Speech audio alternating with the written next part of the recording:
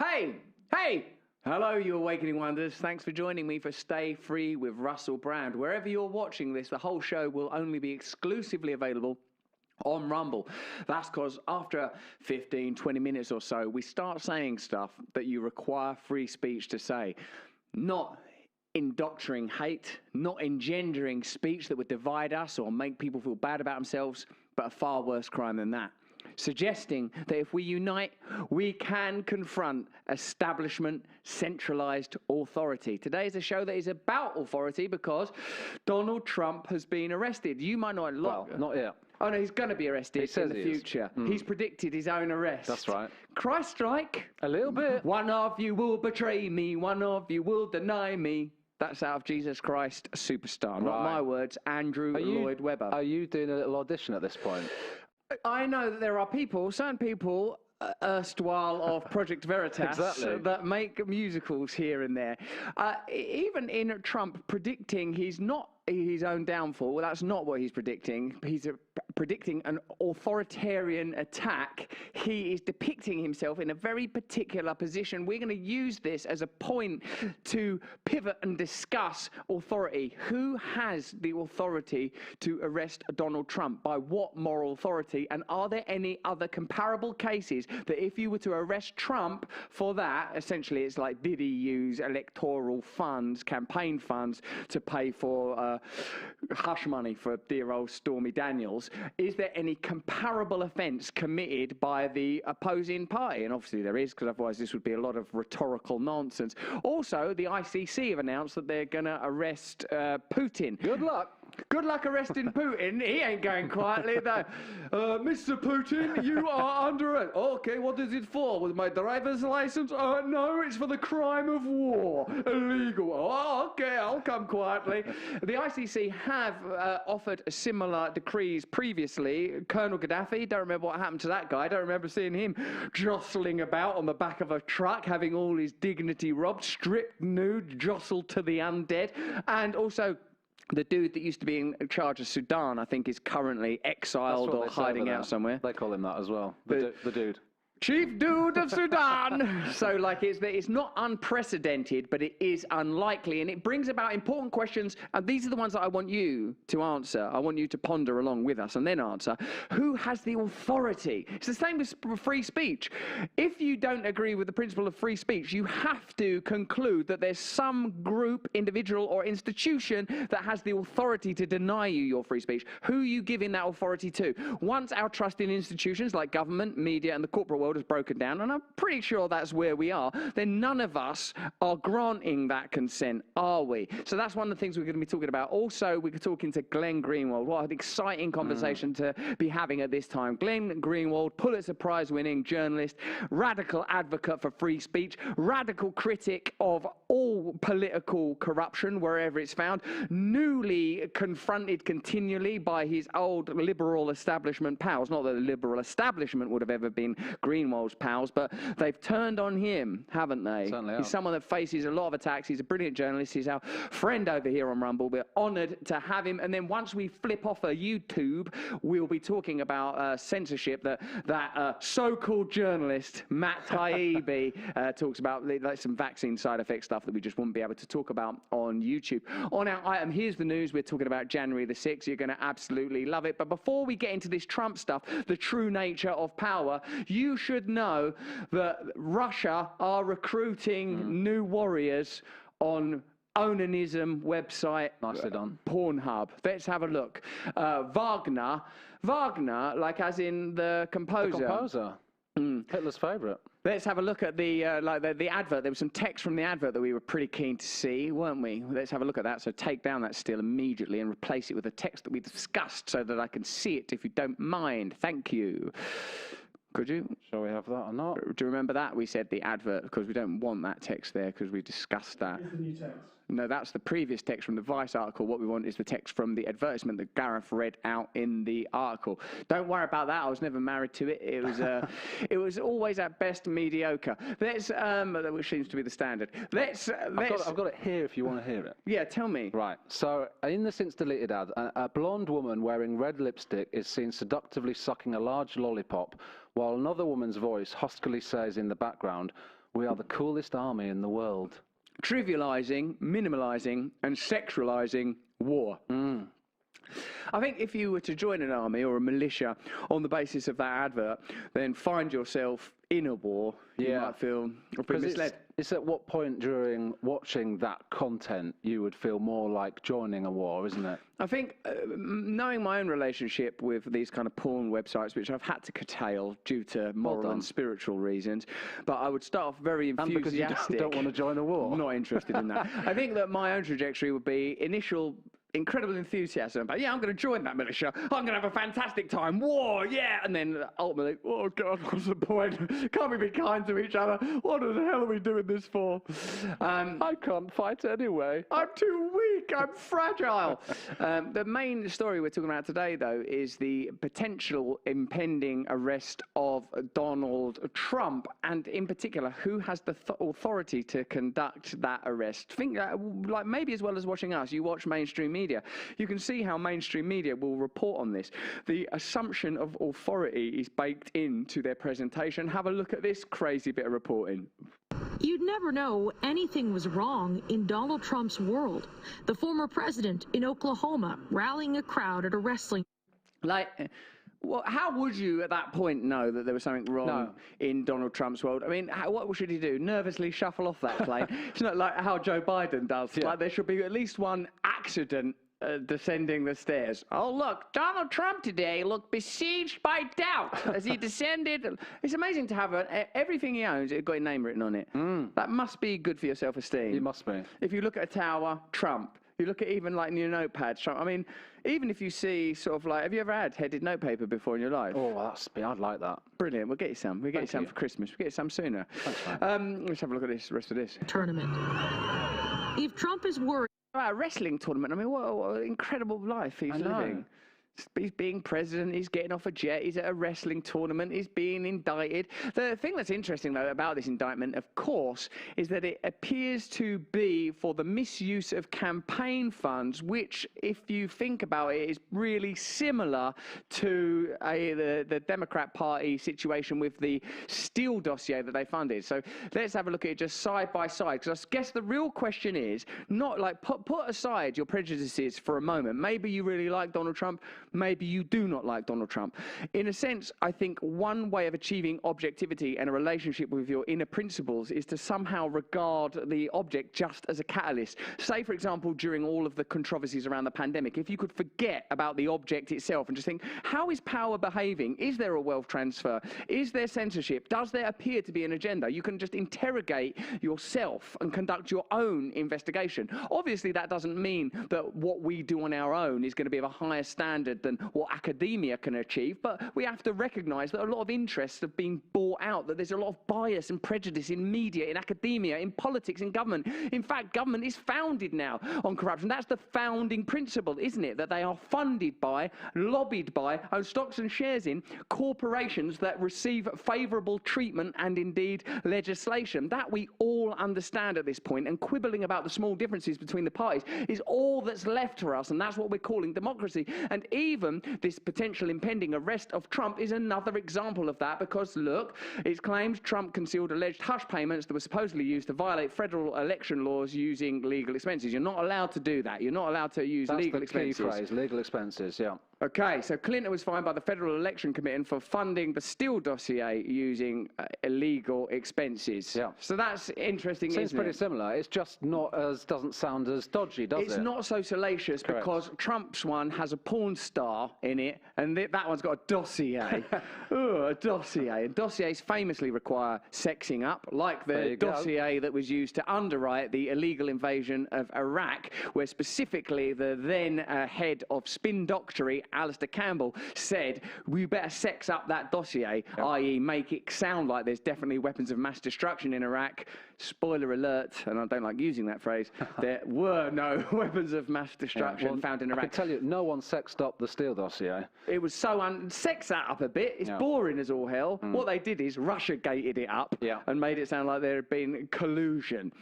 What's interesting about this as well is who has the power to make those arrests and on whose behalf do they operate. You'll be aware by now that the ICC have issued an arrest warrant for Vladimir Putin that seems like a sort of very mute and clerical approach to a despotic, monarchical tyrant. Sir, you are under arrest. This is like a person that has access to nuclear weapons. That doesn't seem like bureaucratic compliance is utmost in his consideration. It's been issued to a couple of other leaders, Sudan's Omar al-Bashir and Colonel Gaddafi. Gaddafi, as you know, is dead now, and Omar al-Bashir has been deposed subsequently. Have a look at this moment. This is really interesting. This is Colonel Gaddafi addressing, I think, an Arab council where, like, Assad and him are talking about, like, the recent death of Saddam Hussein, who was, of course, sort of executed by, I don't know, I mean, who did that? This is where it gets into sort of, this is where I think it gets into important philosophical territory, because you have to presume a degree of authority. Whether you're talking about freedom of speech, or you're talking about arresting Trump and not arresting Clinton, and again, we're looking at the issues. It's not like this, the function of this show is not, wouldn't it be great if Trump was in charge, or wouldn't it be great if Putin was able to continue to kill Ukrainian children? Obviously, that's appalling. Obviously, what we're advocating for is a radical change in the way that power is structured fundamentally. What these news stories highlight is a lack of moral probity at the core of our systems. You can't claim that you're going to arrest Trump and then not arrest Clinton. You can't arrest Putin for war crimes and then not look at the military history of the West, even the recent history. And when I say recent history, we're talking about Trump, Obama, Biden. Recent history. We'll talk more about that in a moment, but just have a look at this. This is good to look at this, because if you're like me, and I'm sure, you know, you could be watching this anywhere in the world, let me know in the chat, let me know in the comments. Join us in part of our locals community, because those are the comments and chat that I watch coming up now. Hey, A. Hogan.